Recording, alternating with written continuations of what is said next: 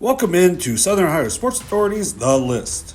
My name is John Bruce, and today we'll be counting down our staff's list of the top streaming games of the fall of 2025. Starting off with Hillsboro at West football. A wild game from the start. Hillsboro took an early 14-7 lead before it was tied at 21 at the half. West led 34-21 in the third quarter. However, a big-time fourth quarter from Hillsboro led to a 49-34 victory. Trey Captain had 2 rushing touchdowns, Mason Dumpert with another, Jevin Hochstall with 2 rushing touchdowns, and then a game-sealing pick 6, as you'll see here, to push the Indians to the top. West Brody Hall had nearly 380 yards of total offense and 3 scores, and Anthony Bishop had almost 300 yards as well. However, it was not enough, as the Indians would go onto the west side to earn the victory. Both teams made the playoffs, with the Senators reaching Week 12. South Webster versus Valley, regional semifinal volleyball.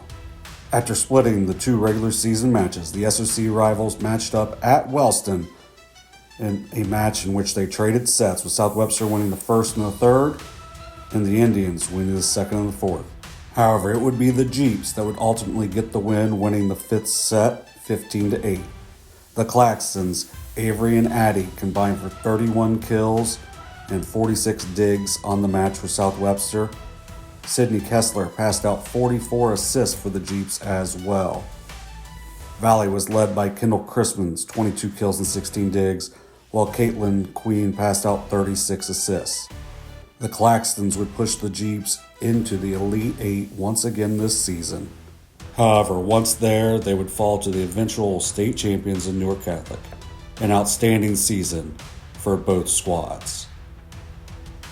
Jackson at Miami Trace on October 17th.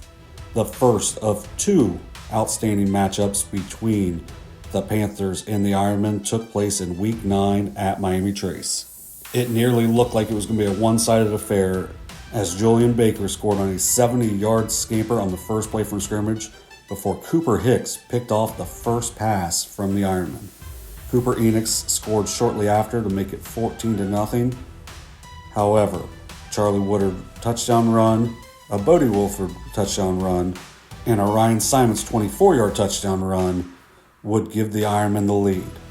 Julian Baker would respond, but Simons would respond once again, and Julian Baker once again with another haymaker. However, a mixture of an unfortunate bounce for Miami Trace and an opportunistic Jackson offense converting repeated 4th downs would push them over the top. An Eli Ray touchdown reception and a Bodie Wolford touchdown run would give the Ironmen a 41-27 victory at Miami Trace, leading to another Jackson FAC title. Logan Elm at Circleville in volleyball. A 5-set masterpiece between the 2 rivals, only 12 minutes away from each other. Logan Elm was able to upset Circleville in 5, winning 15-12 in the 5th. Claire King had 29 kills and 13 digs for the winners. Adeline Smith with 10 kills. Mackenzie Groff had a great all-around game, 7 kills, 28 digs, and 35 assists. Well, Evie Liggins and Jillian Savage caused all kinds of havoc at the net for the Braves. Addison Edgington led Circleville with 19 kills, while Drew Hoskins had 15. Allie Thornsley had 12 kills, 19 digs, and 42 assists, and Maddie Blakeman played outstanding for the Tigers as well. Circleville would eventually get their win back, the second meeting before winning their first district title since 1984. Piketon at Huntington in Week 10. Huntington, having their best season since the turn of the century, had a chance to clinch a playoff spot, while Piketon had a chance to play the spoiler on the road in the township. A back-and-forth meeting all evening long. Huntington's Frankie Hirsch threw for 134 yards and had 3 total touchdowns. However, the night belonged to Luke Gallia and Trevin Shanks. Gallia threw for 320 yards, rushed for 136, and had 5 total touchdowns. while Trevin Shanks had 5 catches for 186 yards and 2 scores, including a long score in the final minutes, setting up the Piketon upset on the road. Shanks also collected 12 tackles defensively, and Gavin Blanton also had a receiving touchdown.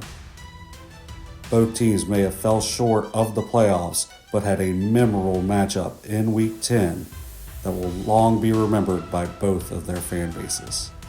Both teams closed their season at 6-4, tied for 3rd place in the SVC. Adena at Unioto Volleyball.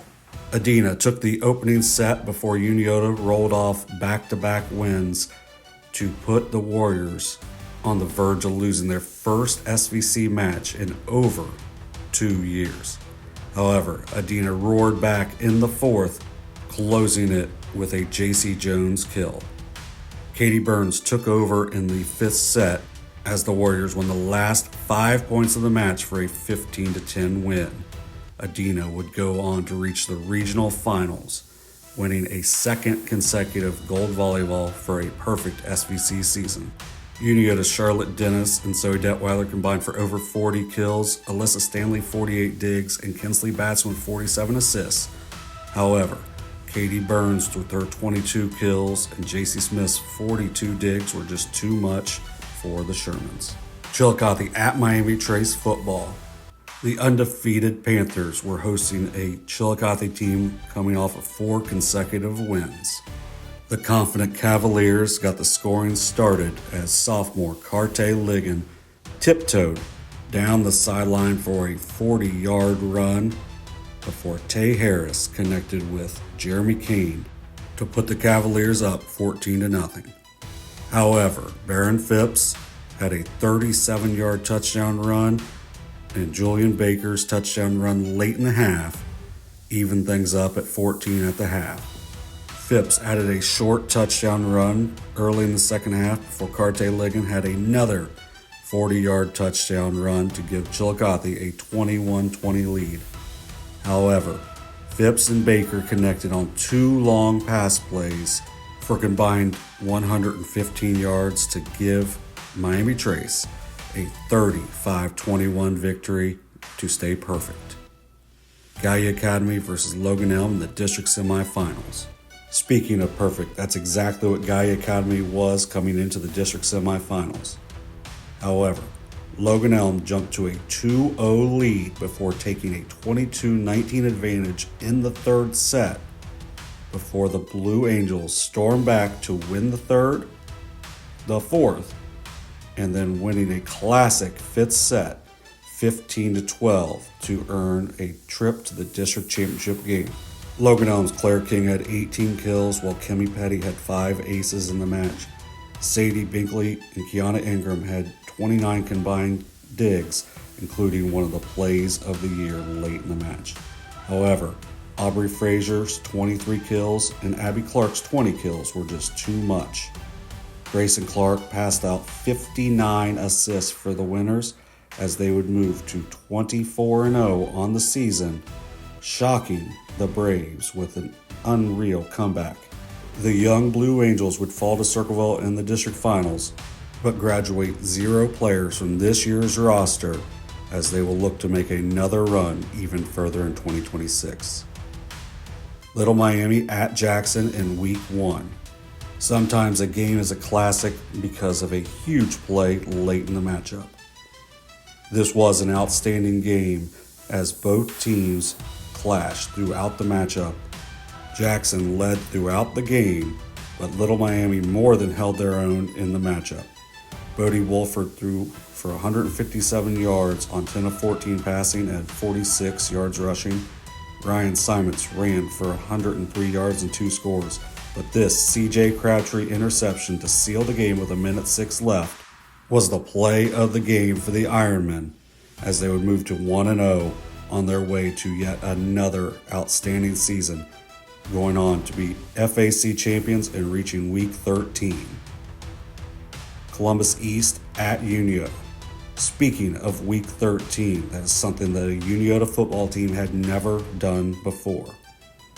The Shermans dominated throughout the regular season to get the bye and a home game. However, they trailed the Tigers 12-7 at the half. Unioto then did what they did best. They rode Cody Braden as he ran for 150 yards and 2 scores.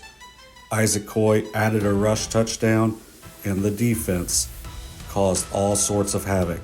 Luke Howard with 3 sacks. Jacob Renner, Bryce Jarvis, Daquan James combined for 3 more.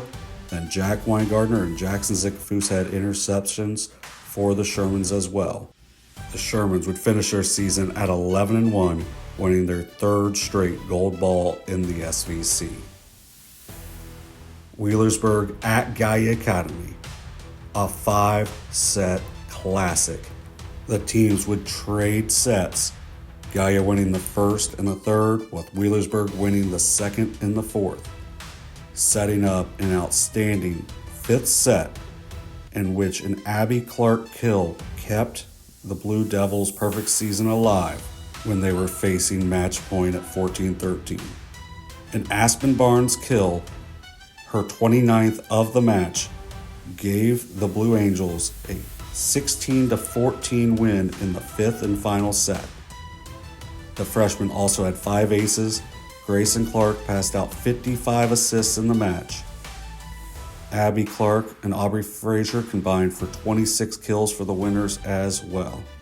Alyssa Mullins had 20 kills and 23 digs, while Ella Chamberlain passed out 38 assists and had 29 digs herself. The Blue Angels would finish their season at 24-1, while Wheelersburg would win a district championship, finishing 22-4. Both teams dominated their conferences during the season and are sure to have another classic when they match up in Wheelersburg in 2026.